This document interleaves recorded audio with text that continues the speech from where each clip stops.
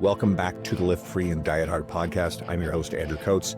Join me along with industry leaders and friends on a quest to get more people through the gym door and eating and living healthier.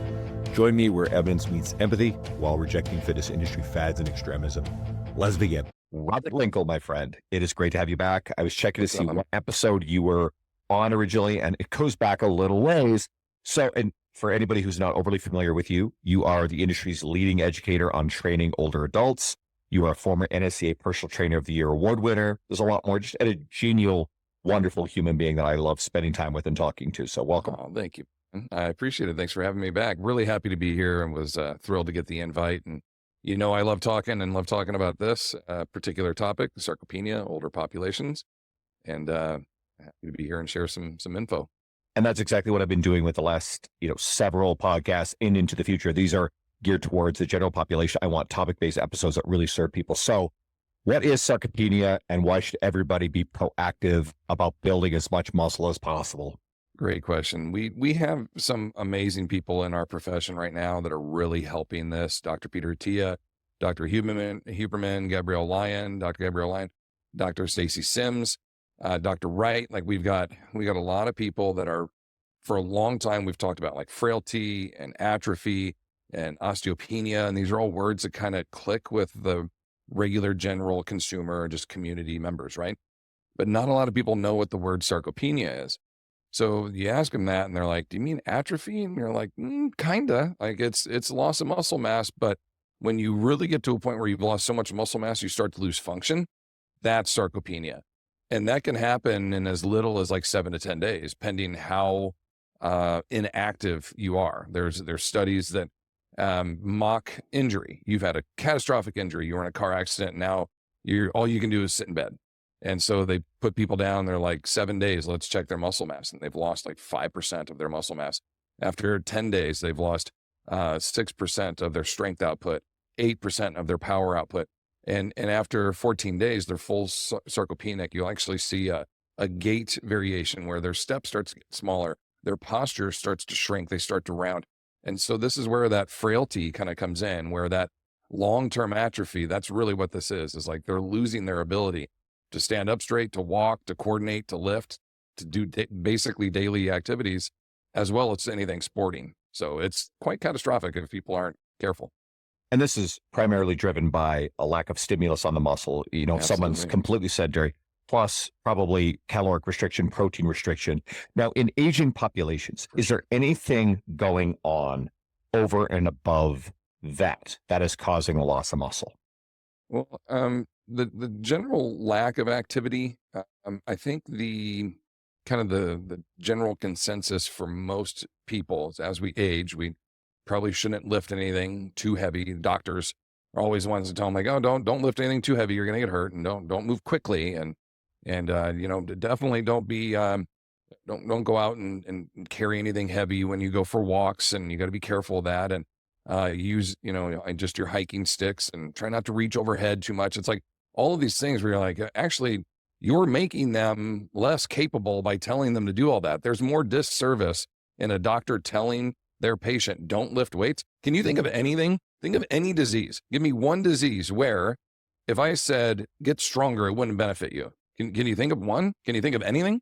So why the hell would your doctor tell you that, right? You're like, oh, the doctor goes, hey, I have osteoporosis. Well, don't lift weights. Are you kidding? That's the medicine. That's what you're supposed to do to get better, right? Is to lift the weights. Oh, well, if you have cancer, fine. Even if you have cancer, when you're capable of lifting weights, lift weights. It will only help you feel better, move better, circulate blood flow, overcome. There's like one super rare form of MS where excessive exercise would be detrimental as it will affect your immune system. Other than that, getting more muscle mass is vital in our ability to have a long life, a high quality of life, a high functioning brain. Like muscle mass is key to this. And so why with any disease, any diagnosis of anything, would you tell your patient not to try to get stronger, not to lift weights? It completely boggles my mind. And this is the big message that we want to get out there. It's like sarcopenia is real for everyone. We're seeing this in people, specifically women, because of, as you mentioned, poor protein intake. They're 3 times more likely to get osteoporosis over men. Over 50, they're 5 times more likely to get it. The decrease in testosterone and estrogen in their life as they move towards menopause has a huge part to do with that. And the more muscle mass we lose, the more bone density we lose, especially at an early age. We're seeing it now in early as like 28, 29-year-old females, late 20s, early 30s, because of sedentary lifestyles. They're not physically active, they're malnourished, and they do jobs where they just sit all day long. This is the perfect recipe. By the time you're 35, 40, you've got the biological aging of a 75, 80-year-old individual who's done nothing their whole lives. And so this is I'm not going to say it's as big as like an epidemic, but it is a major concern nationally that we have a whole generation of folks that are not terribly physically active with AI and phones and computers and everything else that really lends towards a life of just sitting and being less active. Well, that long-term is going to be very detrimental for us. And on the other side, you have the baby boomer generation that's like, hey, we're learning. We're supposed to be in the gym. We're supposed to be lifting weights. We're supposed to be being active. However, they've been told most of their life not to. So now they're kind of learning to overcome these innate like emotions of, well, I'm intimidated by this. I'm scared to go in there. So you've got two generations that are kind of trending in different directions. One, very, very good. Older adults, lift weights, get in there, do it the rest of your life. Where our younger generations, not so much, man. It's a concern. So you've said a few times about building as much muscle as possible. And I like thinking about this as muscle reserve. So talk to me more about how to do this, even more about why it's important.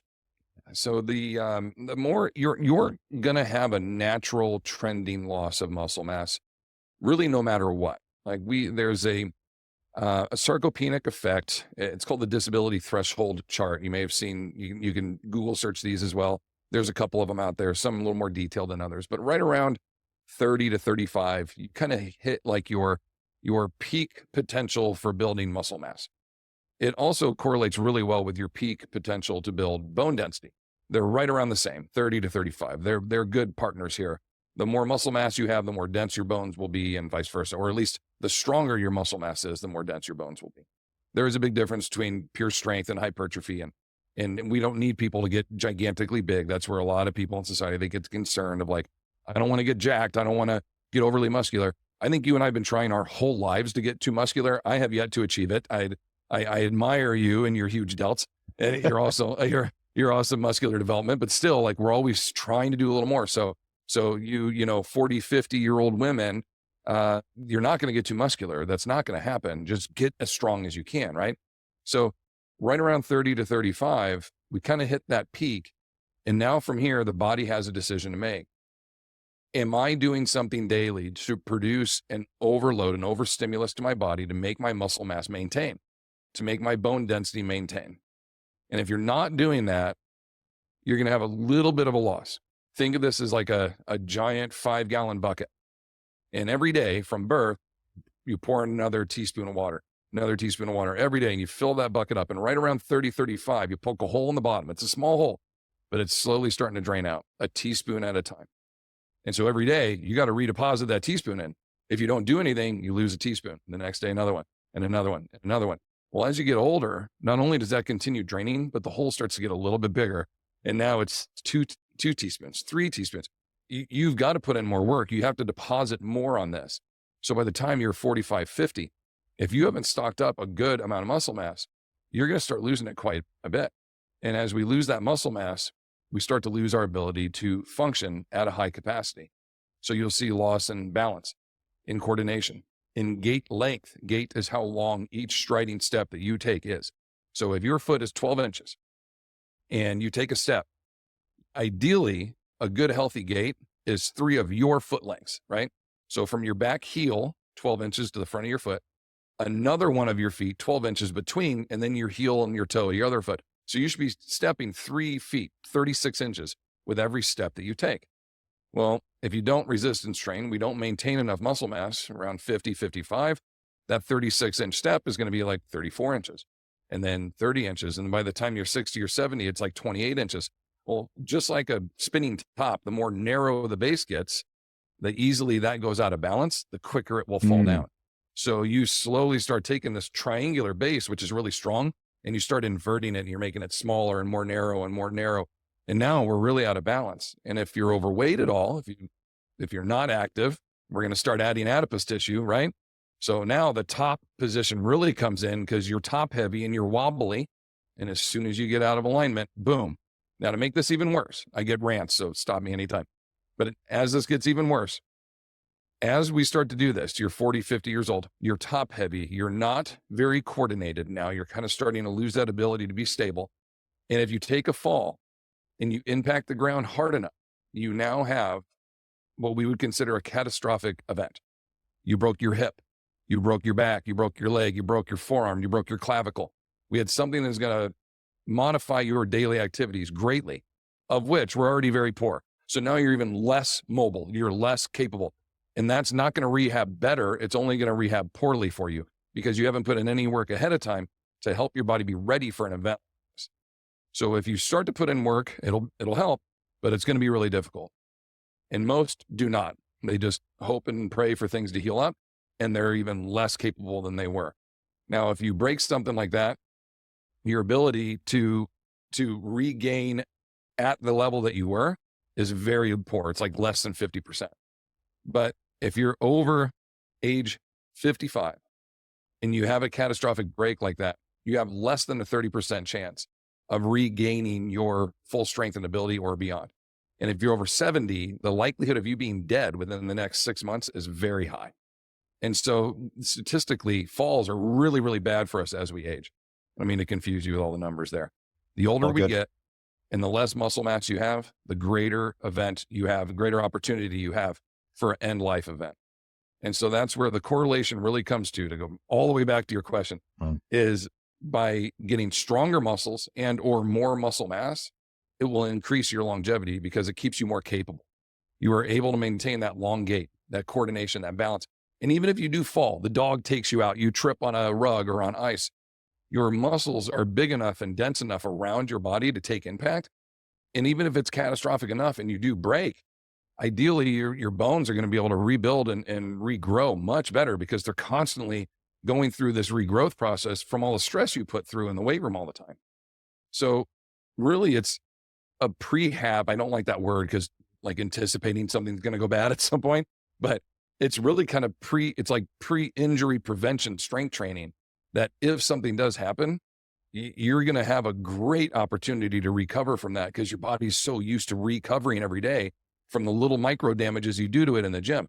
And those are good micro damages, you know?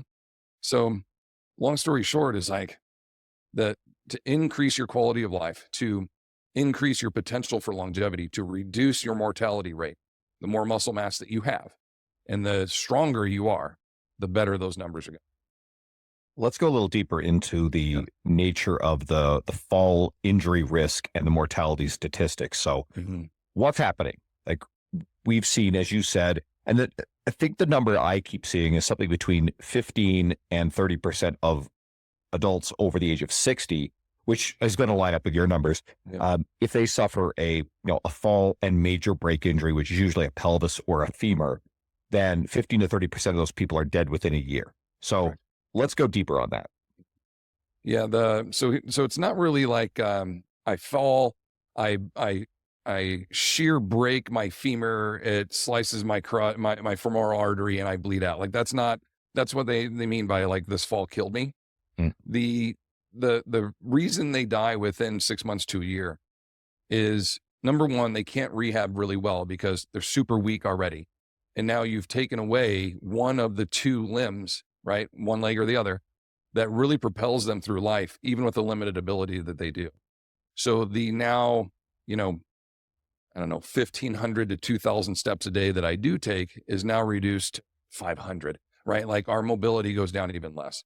So now our system, that's our neurological system, our cardiovascular system, our muscular systems that already have this really reduced amount of stimulus, it's even more, it's cut by half or by 3/4.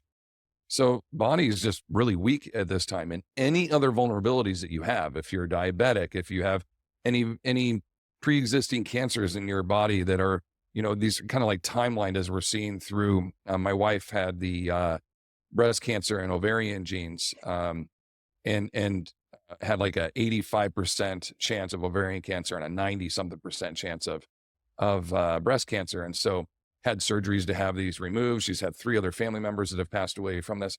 So if you BRCA2, that was what I was looking for, the BRCA genes. If you have any genetic code in your body for disease, as soon as your body now has this massive reduction in immunity, now all these things can just boil to the top. Like all these other health issues can come about, and they do. In many cases, it's in form of just a pneumonia-based something or other that attacks the lungs and the heart disease and the cardiovascular system, and people just cannot recover from this. And it's often like the cause of death is pneumonia, but really the fall is what led to that. The extreme immobility, you're depressed, your entire system is reduced. Like there's so much that the cognitive mindset of I'm willing, I want to live, is now like I'm stuck in this bed. I broke the femoral neck in my hip, which is one of the most vulnerable, weak spots in the body and really difficult to rebuild, to not only rehab, but if they're going to put in like a joint replacement and you already have a T-score of like -3, 4, 5, like your bones are kind of like mush on the inside, they can't put in a joint replacement. There's nothing to screw it into. So now you just have a leg that's broken and they're hoping it's going to heal a little bit, and it doesn't happen. So people are just stuck. They're stuck, unable to do anything, and the will to live just kind of fades away. Unfortunately, people pass. Yeah, you mentioned cognitive and mental health. So there's something big here as well. Let me riff on that for a second. So I'll go to the blue zone sort of myth and, the information that's out there about it. And I think for a long time, they thought that it was a lot of the diet that the people eat in these zones. And while there's an element of that, these people tend to also be fairly active, but they are also very social. So now let's go over to the misunderstanding of alcohol research. So this combines in where for a long time, we no longer believe this. We now know that any amount of alcohol is detrimental, although that risk of consuming alcohol increases with, it's dose dependent. But it looked for a long time like there was a moderate amount of drinking actually had positive, some health benefits. And what we now seem to understand, as I certainly interpret it, and I think people who are more educated in this space than me do as well, is that this usually is accompanied by a rich social life environment. And that is extraordinarily positive. So now we've also heard people talk about like loneliness is as bad for you as smoking, which is, that's hyperbole, but it's probably accurate in a sense. So let's combine all these things. And what do we have? There's a very serious relationship between active but a rich social environment, family, friends, etc., which seems to be a strong part of the culture in the famous blue zones, which sometimes is accompanied by some social drinking.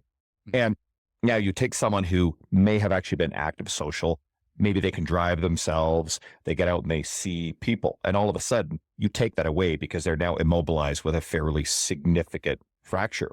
And you've removed that stimulus. So that is going to be catastrophic on someone's mental health. Great points. And within a certain time frame, one of the big things that staves off cognitive decline is also, again, this sort of stimulus, right? Both the physical activity of it, but also the mental stuff. It's also why we see increased rates of, as I understand it, and I think this is very accurate, increased rates of cognitive decline with people who lose their eyesight or lose their hearing as they get older. So it's actually really important to try to do everything you can to maintain those. And so what do? You have this giant cocktail. And if you have a serious fall injury, you're probably robbing people of a lot of their normal life and the social aspects of it. And that is going to, accelerate cognitive and mental health decline, because it's not good for anyone's mental health to go from rich social life to comparatively isolated. Yeah. It's a great point. You see very similar situations in research when someone loses their significant other as well. That was the person they would go out with, they socialize with. It was the not the only reason they went out, but it was like, oh yeah, we'll be there for the party this weekend. And then when you lose that other person in your life, it's like the desire to go and do any of those things now is really reduced. And then again, the cognitive stimulus of depression, now that I've lost my partner, we see that's a huge one. We are very much so in the world training older pops of loss. They're losing their hearing. They're losing their eyesight. They're losing their coordination. They're losing their muscle mass. They're losing their bone density. They're losing their their loved ones. They're losing their significant others. They're losing their spouses, their siblings. Friends. They're friends. Like they're just in this world of loss, and their circle continues to get smaller and smaller. I have a client she's been married 3 times. She's lost all 3 of her husbands over 55 years. One to a world war, another one to heart disease, and another one to diabetes. And it's just heartbreaking. She lost her daughter. She lost a son. Like she's had so much loss in her life, and yet is up here lifting weights and trying to stay strong and keep on. And just, she's got that mindset of like, I got to keep going if I want to stay here. There are other people in my life I need to be here for, even in face of all that loss, where it'd be very easy to be the first time just be like, I lost my partner. I'm just going to shut it down, So yeah, this is definitely a part of it where we see grocery store, even now, like everything can be automated and shipped to you, but you want to encourage people, go to the grocery store, go to the gym. That's the other place. And they go home. Those are their 3 places in the world where they kind of go on a regular basis. And we want that to be very social for them when they're here. And we want them to have cognitive stimulus while they're here as well. So little rabbit hole on this. You'll talk to some coaches and they'll go, I don't know what to do with my older adult client. I'm afraid of hurting them and I don't know how much they can handle. And I'm like, okay, I'll tell you what to do, right? And I'll teach you the progressions. You're going to have to be able to interpret how much they can handle, how much they can't. Well, I'll just kind of take the easy route. I'm just going to turn the clock on for 30 seconds. And then when it buzzes, they'll go to the next station. They'll do another 30 seconds. They can lift as hard as they want. And when you do that, all the client is now going to listen for is that buzz. And then they're going to rotate to the next spot. They know it's in order, clockwise, counterclockwise, whatever it is. And they hear the buzz and they go again. They hear the buzz and they go again. Now, if you're doing this right now, I'm not giving you a hard time. I'm just saying, here's what's happening. It's so autonomic. They can check out and they can do the lifts and still get like a decent workout in. But cognitively, they are not aware of what's going on. They're thinking about their show later on. They're thinking about places they've got to stop at on the rest of the day. They're not present because they're not going, what lift am I supposed to be doing? How many reps? What's the RPE on this one? How heavy is that weight? What's the tempo? Where do I go next? All of these are cognitive stimulus, is where when you write up on the board, 9, 12, 12, 15, tempo, 3 to 1, your lifts are deadlift, inverted rows, and bicep curls. Go get them. You've got 7 minutes to get that done. And they're like, oh, shit. And they got to like run over and start cranking away. And they got to keep referring back to something. Now, cognitively, they're invested in this workout. They can't afford not to pay attention. And so now we're training their body, but you're also training their brain in a highly oxygenated environment, right? They're in a moment right now where lots of blood flow is moving, lots of blood flow is delivering oxygenated blood flow to the distal ends of their body, but up into their brain. It's helping them think more clearly. They've got all these endorphins that they're running, the hormonal responses that are going to occur in the next 2, 3, 4 hours. This is a great opportunity for them to keep their brains as healthy as possible, right along with their body. But a lot of coaches don't know how to do that or how to coach them to do that. So it's easier to just turn on the timer and let them rotate. And because I almost exclusively train one-on-one or, groups who actually know each other, I don't do the semi-private or group training stuff in person. My older adult clients, of which there's actually several, Larry being the most prominent on my social media. He's everybody's favorite, but there's others that I don't put on social media. But the conversational, interactive relationship element of this is, I think, an equally important experience for them. And with Larry, certainly, and he would tell you himself that the fact that he looks forward to going to see me and to be in the gym environment and interact with people, the fact that, on and off, people will like walk up to him and they'll just say hi. They want to introduce themselves. He was at a clinic. He's doing we've talked about it before. He'd had a heart attack probably a couple of years ago and he recovered very well from it. His doctors were really pleased. And that, that's years of adding up of stuff.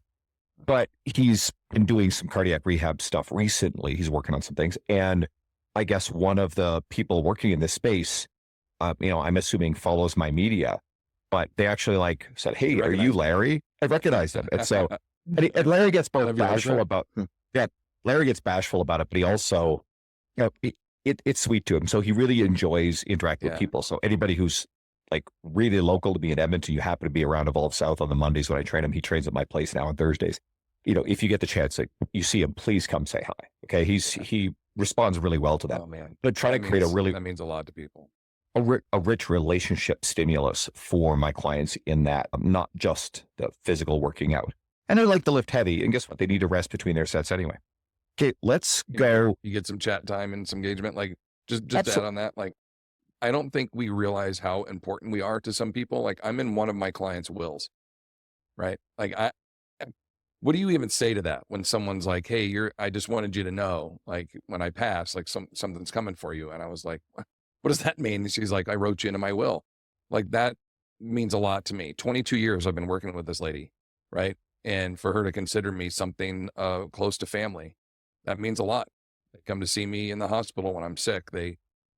These are my people, but I'm also their people, and you can see the bond and the closeness you have with Larry, and you get those times to chat with him. That's why people share such intimate stuff with us too.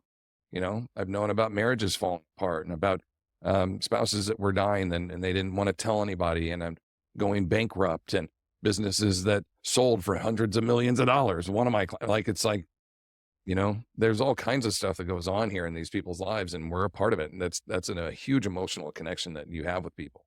This is How long have you been training Larry? How long have you been training? He's been with me, I believe it's about 5 years now. Yeah. So I'm going to take, it's a long time. we're profession. Good. The average client's like three months, right? So to make it a year is huge. 5 years is fantastic. Larry and I are great friends, and I'm going to side quest for a second before I lose this train of thought. There are coaches who are afraid of developing a deeper friend level relationship with their clients. Listen, we're not psychiatrists, we're not therapists, we're not these professional designations where you actually have to maintain the separation. In fact, there are numerous people in my life who are now some of my best friends who started as clients first.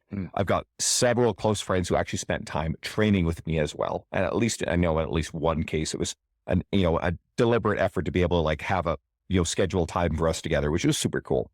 But that's enriched my life. And sometimes the season that someone works through, there are people who weren't clients crazy long, but they became very important friends in my life. And, I think some trainers are afraid to let a client become a friend for fear of losing the client. Listen, sometimes that person is actually meant to be in your life as a friend first. But let's go back to some of the stuff. So you alluded to the doctors saying things that they're fearful of having clients lift weights, which becomes a self-fulfilling prophecy of decline.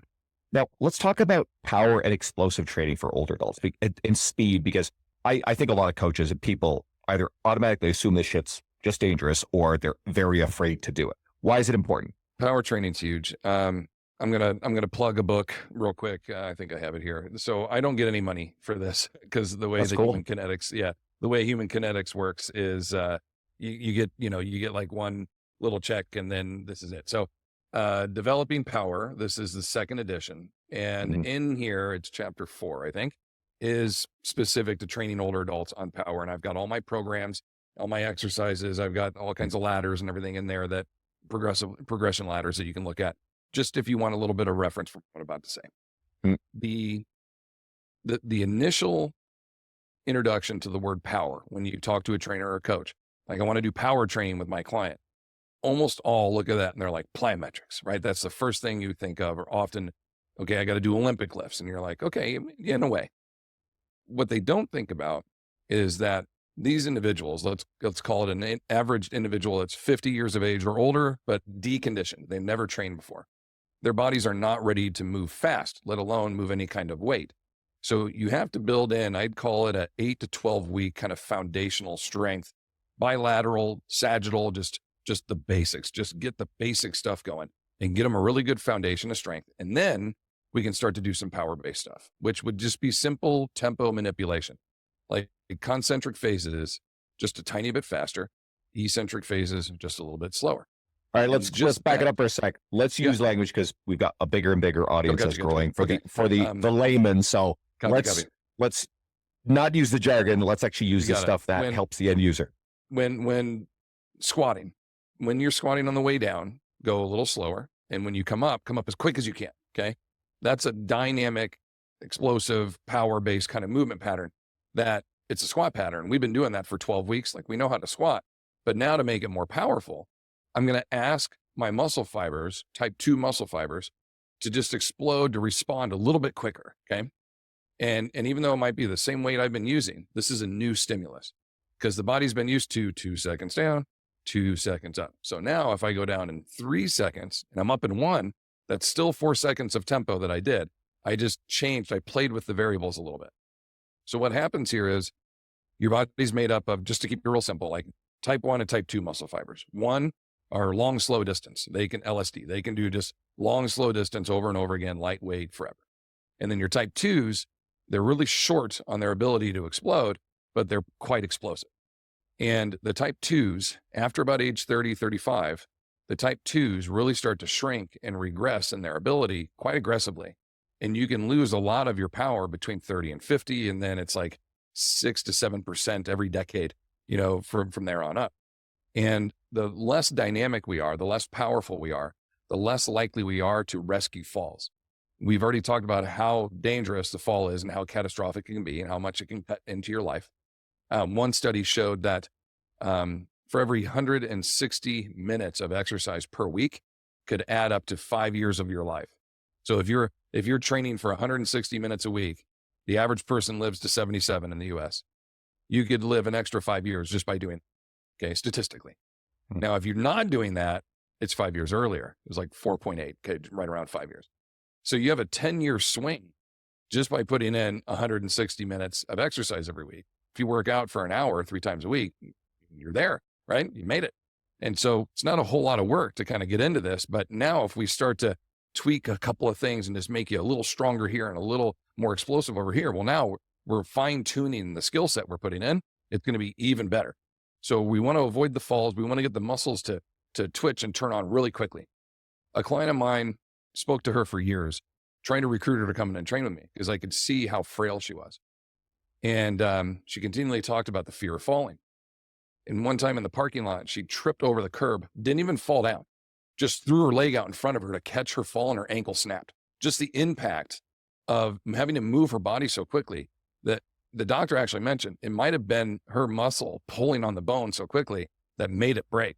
It wasn't like she fell. It was just the quick impact when she hit too of throwing her foot on the ground. Granted, 8 years later, we're still training together, but that was the initial start that got us to train together is her body didn't know how to move quickly. And when it did, it broke under its own pressure. So training tempos like that, slightly changing things where we're moving a little more dynamically, a little bit more power-based is really beneficial for us. Because now simple things, like if I throw you the keys, right? And you're like, I got them and I got to catch it. That's a quick reaction kind of power-based movement we got to do, hand-eye coordination, everything else. All this is spatial awareness related, that it all comes together to help us be a little bit more dynamic of a person, stay upright, move a little bit better. So you can do that when you, go ahead. It's motor skill, right? It's motor learning, motor skill, the neurological ability to recruit the existing muscle while we're on the same quest to build more muscle. But go on. Absolutely. So if you're doing a chest press machine or a bench press, down slow, up quick. You're going to throw it, but don't, right? It's like you're going to chuck it off your chest, but you don't. You just move it really, really quickly. Big compound movements where you're doing multiple joints at a time, squats, deadlifts, bench press, rows, pull downs, overhead pressing. Those are all great, right? So those are ones you'd want to do a little bit more power-based. But now to take that even one step further is now let's let go.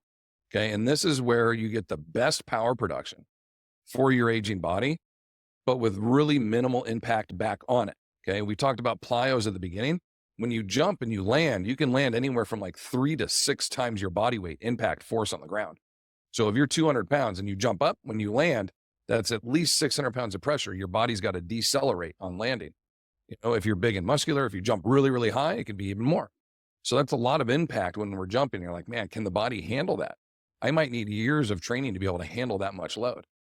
But if I were to take a medicine ball and bring it down between my knees and then throw it into the air, I got to deliver all this explosive. I was going to jump, and then instead of me leaving the ground, I just propel all that momentum into the implement and I let it go. And then I get out of the way and it falls and it hits the ground.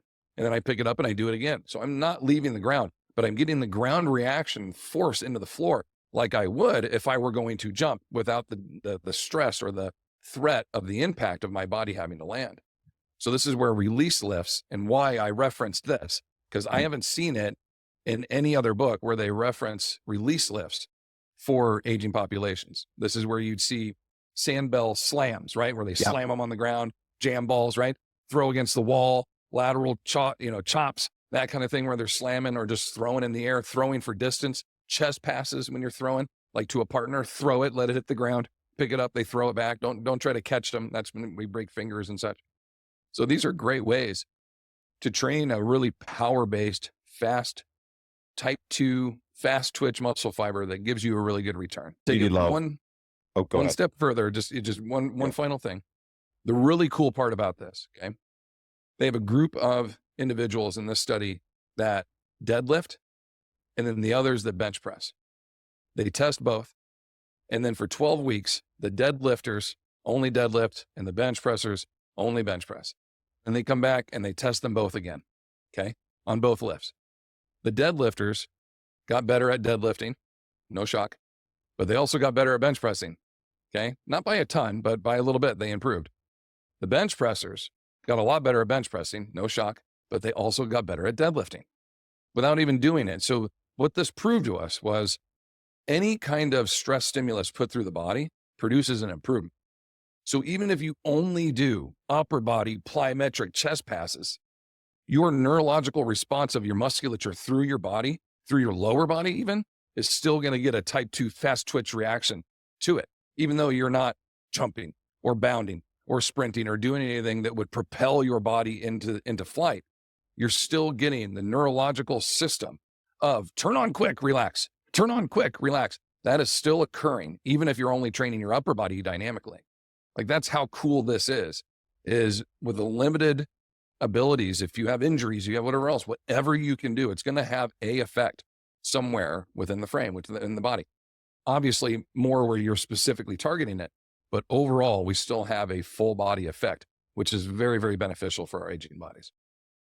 First thing, I love cross-body rotational medicine ball throws against the wall. I love it. They can unleash these things. Oh yeah. Two, I like taking older adults and having them almost like sprint with sleds, because a sled is going to provide a lot of resistance, not necessarily going to get super fast with it, but they actually, things like there's a lot of friction and resistance, but they can accelerate aggressively against it. So they can actually produce a lot of force without necessarily moving really fast. My favorite piece of equipment right there. The Torque M1 tank. Awesome. They have a new one now called the M3. It looks like the Batmobile, like the Rumbler from the Batman beginnings. It's so cool looking. Check it out. Again, I don't make any money from any of these companies. Just referencing good tools. And I'm so glad you brought up the sled work.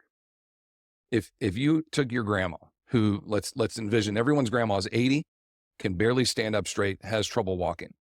And you're like, Grandma, I need you to do something that is going to train your entire body to be better at walking, standing, going up and down stairs, getting up and down off the floor. What's the one that she could do that would benefit her for this? And the sled is the answer to that, because it's basically a loaded walker, right? It gives them the support that they need. If you're using a tank or an M1, a Torque product, they're on wheels that only go forward and back. They don't pivot. They have a pivot now, but you can lock it, right? So you don't have to worry about grabbing like a prowler and it slides to the left if they lean too much. It'll only go straight. So it's kind of locked in there, just like a walker. And then their ability to take longer steps, the purpose of the walker is to aid them in rehabilitating a hip or a knee or an injury of where they're already taking little steps. I need you to take bigger, longer steps, train this back in here. Well, we're doing the same thing here, but with load. So now it's even better for them, right? Now, if you really want to get into good athletic performances, any athletic sport is going to need triple extension, knee, hip, ankle. So a great way to do that is sprinting uphill. You'll get great triple extensions, right? Well, I can simulate that by having someone push a sled, and they can lean in at that 45 to 60 degree angle and work triple extension at the ankle, at the knee, and at the hip, and be able to simulate this very athletic performance-based movement in a controlled pattern. I don't have to worry about them falling down against a pretty heavy amount of load, pure strength, or a lighter load with a little faster turnover, more power, right? Going forward and dragging backwards. Now we're going to talk about hip displacement, inertia, momentum, right? When I sit back and I drag the sled, great value to the knee over toes guy. Can't remember his name, but the knee over toe guy, right? Every time I say it, and then it'll come to me. He has great research on the drag for the ACL, MCL, LCL, not so much the PCL. Dragging is not great for the back of your knee, but for the front aspect of your knee, if you have meniscus issues, etc., walking backwards, dragging backwards, super beneficial. That research is really, really sound. So again, for aging older bodies, having some issues there, you've got a lot of great work. You're displacing at the hip. You're learning to sit back with your inertia. This is spatial awareness. This is anti-fall work. You're learning what it feels like to move backwards and to move your feet underneath you. Fast, quick, footwork, slower, more muscular muscle power.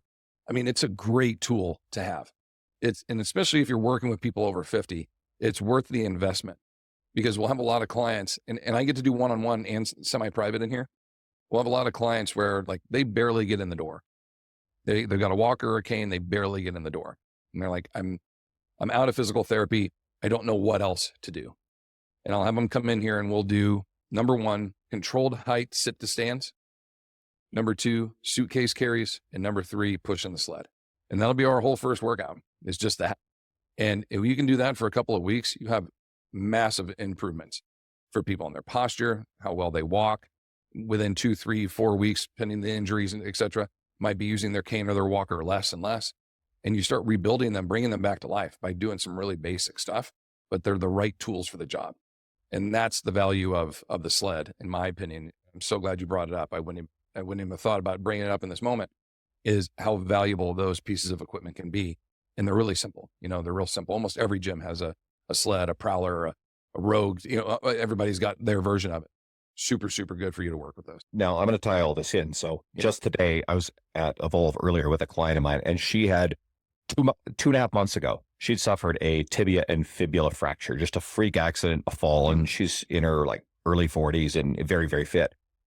Anyways, but it was a serious break. So she's recently been back. We're rehabilitating. She's got a physical therapy. But it's funny, like, all right, I want to do this and this with you. And she's like, yeah, my physiotherapist was saying the same shit. So I'm like, okay, cool. We're on the same page. I had her dragging a sled last week, but this week I actually just had her push a sled, and I'm trying to, in a very stable way, get her to feel safe with that flexion extension of the ankle. And so she felt pretty good. Now, another thing I was doing with her, and this is really relevant to all this, and you talked about how like doing certain things creates neurological stimulus elsewhere in the body. So with her, initially, I also started training her healthy limb. So cross education. And if anybody's interested in this, I have a really good resource on this particular topic on my website. It goes into the research. And what happens is if you have an injured and immobilized limb, by training the opposing limb, the healthy one, you do get a neurological stimulus on the injured site, which helps spare the loss of the muscle strength and the muscle thickness. And this is highly relevant to, every population, but especially older populations, if you have some sort of chronic injury limitation on a limb, or if you have a more acute and severe injury, but someone is still able to get out and get some sort of training stimulus. So this is really powerful stuff as a tactic in that specific situation. Chronic injuries like meniscus issues, lower back pain, knees achy, anything that's along those lines, all the way up to more age-related, 60, 70-year-old age-related injuries. There's a 60% chance you're going to suffer the same injury on the opposite limb. So if you're like, I've got a meniscus issue in my left knee, 60% chance you're going to have something very similar, if not the mirrored injury on your right side. These are compensation injuries that our bodies learn to accommodate, manipulating our body through to make that knee not hurt. So you kind of start to manipulate. That's why people will waddle or hobble or, take shorter step, longer step, shorter step, longer step. So they do that to accommodate the pain and the discomfort. But by doing so, start to mirror injury on the other side due to that compensation. So you really kind of nailed it with that. In her case, like freak accident, fell or whatever happened where she that's not the case. Like that's not going to happen on the other side, fingers crossed. But it's the chronic long-term use kind of injuries that very often it's like, man, if we can get this other side strong now, we'll avoid it altogether. That would be really beneficial. And that's a key to rehabilitating these type of things so that we are actually less likely to suffer it. Okay, with a little bit of time we have left, talk to me about the importance of older adults training on the ground, getting up and down from the ground, because I think that's another thing that we're fearful. And again, we're talking to the end user here to encourage them, or I'm guessing that a lot of people listening are going to take this episode and go, okay, cool. I've got someone, my parents, an older adult in my life. I need to send this to them. So we're speaking of that population. So why do people need to be able to get up and down from the ground and train that way?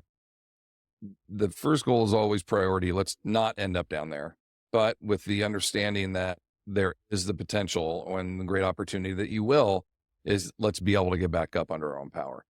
And what we don't want to have happen is, I think we just got an example of it with Gene Hackman. Unfortunately, finding out more information about him that, though some cognition issues, it sounds like there too, had fallen in his house and was unable to get back up. And unfortunately, I think he laid there for a few days until he passed away, which is just miserable to think. And that's the last thing I'd want for anybody as well. We want to be able to get back up. And this is a big piece of the programming is gravity will probably help you get down there, right? Like we can all get down to the ground. It's, can we get back up? Well, there's some guidelines for this. If you're under 50, you should be able to get up off the floor in less than 3 seconds. And for every decade after, you add 1 second. So if you're 60, you should be able to get up in 4 seconds. If you're 70s, 5 seconds, and so on. And after about 80, it's about 6 seconds is what you're looking for. Ideally, you want to be able to get up on either knee. So depending wherever you might fall down, get up off your stomach, off your side, off your back, using your right knee to get up, using your left knee to get up, and even not using your hands at all if you can. There's a high correlation for increased longevity and high quality of life as well. That's one of the other biomarker kind of things we have is, can you get up and down off the ground without using your hands? Then that's another one of like, oh, you've got really good pliability, flexibility, coordination. Obviously, you're doing other things in your life that are helping you maintain that. So your life expectancy is higher. Same with grip strength. People with really high grip strengths have much longer life expectancies. Your outliers are like plumbers. People that could be really, really out of shape, but they're gripping stuff all day. They're the only ones that kind of throw off the curve there. But it's really important for us to be able to get up and down off of the floor in any position. And ideally, you should practice that like 3 to 5 times a day or per workout. And the more comfortable you get with that, the better you're going to be, the more confident you're going to be with it. And if you end up falling on the ground, the first thing we tell people is everyone saw it. So don't worry about trying to get up quick, because that's usually when a second fall or a second injury occurs. And that happens all the time. Someone will fall and they're so embarrassed. They're like, I just want to get back up. And they go to get back up and they're not fully upright and they stumble again. And we've seen people that like start to get up, fall. That's when they break their arm. We all saw it. So just stay there and take a second. And you're going to get this little endorphin rush / like, what do they call that? Adrenaline dump. You're going to get this little adrenaline dump where your whole body just goes, oh God, what happened? And you're going to want to react with that. Just lay there. We all saw it. Just lay there and then take your time getting back up off the ground and do a check. Are my wrists okay? Are my arms okay? Did I hurt my knees? Did I hit my chin or my face? A lot of times people fall and they'll break their acromioclavicular joint in their shoulder and they don't even know it until they try to put their arm over their head and they go, oh man, and they can't even get their arm there. And so some of these injuries, they can be masked by all the endorphins and the adrenaline component, the adrenaline response our body get. You don't feel it now, but a couple of hours later, you're really sore. Everything else comes about. Like, man, I'm actually pretty hurt from that injury, from that fall. So can we get up and down off the ground? Can you do it confidently? And if the potential opportunities arise in your workouts, we don't have to do get-ups all the time. Get down to the floor, do your set of pullovers, and then get back up. Then the next round, get down to the floor, do your chest press on the floor, right? Floor press, and then get back up. Like you can put opportunities to get on the ground and get back up into your workout just simply for the purpose of let's practice this skill. And from the simplicities of I want to get on the ground to play with my grandkids or pet the dog, that kind of thing, to I got to get on the ground and work on the floorboards, or I'm doing woodwork and I got to work on the baseboard, whatever it is. You want to be able to get up and down and ascend up and down stairs, just as important as getting up and down off the floor for the quality of life. These are daily activities that we want you to be able to perform forever. And I'm going to share something that for everybody who is not in the age cohort we're mainly talking about, if you're thinking, oh, a fall, you don't have to worry about falls so much. As of recording, I will be 47 years old tomorrow. So just about a year ago, I've always had a bad habit. I go up and down stairs really fast. I've always just done this since I was a kid, right? And, as I get a little bit older and you still feel invincible. And socks and carpet stairs are a dangerous combination, I think. Anyway, so, and, my foot went out from under me and then my leg came back, swung back under, and my mass, 250 pounds, fell on my right leg. And I could immediately feel like, okay, I've hurt my knee here. Something's wrong, right? Anyway, as my friend Dr. Sam Spinelli at SSB, he believes that I had a grade 1 ACL sprain, and I still feel some residual stuff, and there's a secondary injury on the knee. And that I've been able to modify my training, but it did affect me for a little while. Now, I would assume, I haven't had it tested, I would assume based on my history, and we don't have time to get into this, and I can't remember where this came up. I think it was on an Andy Galpin podcast about all this stuff, but how like your childhood activity is actually a really important thing about your bone mineral density. I had a very active childhood. I kind of checked all of the good boxes there, plus the weightlifting over the years, nutrition. So I would assume I probably have excellent bone mineral density. I'm muscular and my movement, a level of activity is really high. So, and I was able to catch myself to a degree, but not fully. But even still, maybe I'm lucky in that I didn't suffer a worse injury from that fall, because it was a nasty one. I'm heavy, I'm falling, I'm tall. So, I'm falling from a greater height. And that was still a wake-up call for me. So now I literally in my own home, I don't move fast on the stairs anymore, and I go hold the handrail. Now, there's an overcompensation where there's smart, and then there's moving like an old person and being fearful of this. I try to guard against that. I just try to stay as strong as I can. But point here is everybody is potentially vulnerable to this sort of thing. And, an injury like that could affect you later on as well. Okay, so with being out of time, everybody can follow you on Instagram at Robert Linkul, Linkul. What other resources do you want to point people to? Our YouTube channel is very helpful. I put out at least one new video every week, more like 2 or 3, but we've got tons of information from osteopenia, osteoporosis, arthritis, sarcopenia, rucking, deadlift techniques, everything. We break down stuff. As you can tell, I love to talk. So we break down things in 30-minute blocks. We've got lots of good info, hour-long webinars we've done in the past. There's tons there. Instagram, trainingtheolderadult.com as well, on our website, and on Facebook, Robert Linkul on Facebook as well. And I can't endorse you enough. I've seen you present for the NSCA. I appreciate you doing that too. You were the one that I needed to have on this topic is ever more relevant. So for everybody listening, can you please share this episode with the people in your world? Maybe it's the older adults, the family, the friends, etc. The coaches listening, share it with other coaches. This will be helpful too as well. Robert, you were going to say something. I cut you off. I was just going to say, you and Dr. Susan talked about me. That was one of the nicest compliments I've ever received. You guys I got emotional hearing you talk about it. 2 of my heroes, like 2 of my favorite people making compliments like that, paying me respects. That was really, really nice. Totally made my day. I appreciate that. And every time I've had any interaction with you, from speaking at an event or coming on and chatting with you here, you always will mention me on Instagram, and we get 400 new people that come on and subscribe. And so you've definitely helped grow our base of people. I really appreciate you doing that, man. You're such a sweet guy, such a good friend. We've always had a great connection, you and I. And I really appreciate you doing this. You're a good man. Having great friends, experts, people who are good people, it's easy to share.